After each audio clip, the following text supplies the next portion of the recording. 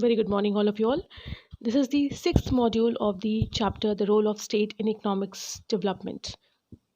Children, I hope that you are seeing the videos, but unfortunately, there are no views coming. So, kindly see the videos. It is for your importance and you are going to get benefited from it. Now, the second thing which I want to mention it very strictly over here is these videos are very much based on the ICC reduced portion that has been already announced by the ICC board. So I'm not covering up the topics haywire. I'm covering and focusing on the topics which are there in your portion. And you need to, if you will not see the videos, you will not hear the explanations, you will not be able to understand the concepts. So please go through the videos, see the videos that are getting uploaded. And then, of course, we are having the doubt clearing sessions in which we can clear the doubts. Now, let's get started. Before we start off, let's have a quick recap on what we did in the last module. In the last module, we discussed about the types of taxes, mainly the proportional tax, progressive tax, regressive tax, and degressive tax.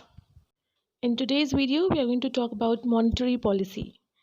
Now, according to the portion, the monetary policy, only the meaning of the monetary policy is needed to be known to you. So, let me read it out. Monetary policy is a macroeconomic policy laid down by the central bank.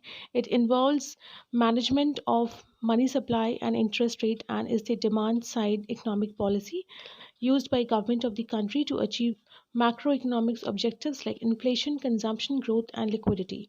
So, unlike fiscal policy, monetary policy is laid down by the central bank. It is something which is done by the RBI, the Reserve Bank. That is the central bank. I hope all of you all know about it. So basically, this policy is laid by the government of the country, and it's laid because to achieve the inflation, consumption, to reduce to control the money, and to control the consumption, to control the growth, to control the liquidity. So government like GST, for example, GST. It is not proposed by one or two states, but by the government. So whichever state you go in across India, you have to you have to take that burden of GST, or you have to carry that GST with you. So this is something which is a government policy, monetary policy. So this is what is monetary policy. Moving on, the next topic is roles of public sector and its problem. I have done the roles of public sector in module 2. You need to check through that module, a recap and the heads of the roles that I have discussed in that module. I have shown over here. Please see promotion of capital formation, infrastructure, social infrastructure, human capital, industrial and agricultural development, structural changes, expansion of foreign trade, and population policy. Kindly go through the second module to understand them, all of them in detail, because I have explained every point in a detail over there. The last thing that I would like to discuss of this chapter is problems faced by the public sector. Of course, if something is there that you're doing, you definitely face a problem, be it study or be it work or be it the household, anything. There's problem faced everywhere. The very first one is poor project planning. Public sector is a vast enterprise. It's not just only few people are controlling, like unlike private sector. So the poor planning is very poor. Somebody says something, somebody says something, so it's a poor project planning.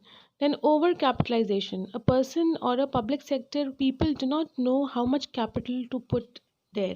So sometimes the things are like overpower and overcapitalized things are happening. Excessive overheads. There are so many people involved into it that there is never a one decision taken.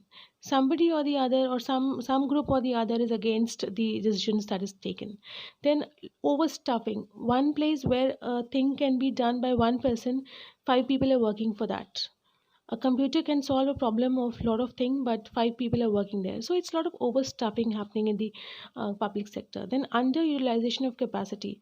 Now private sector knows when and how to utilize the capacity of maybe human capital that we talk about, but in public sector it's not like that. They are not well recognized. the capacity is not utilized. Lack of proper price policy, again the price policy is also not taken care of it properly.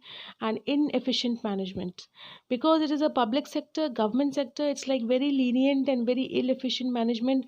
For example, if one day you go to a government sector and you have to get your papers signed, I'm sure you will have to be after that officer for a week to get the papers signed or to get your documents from that government office official.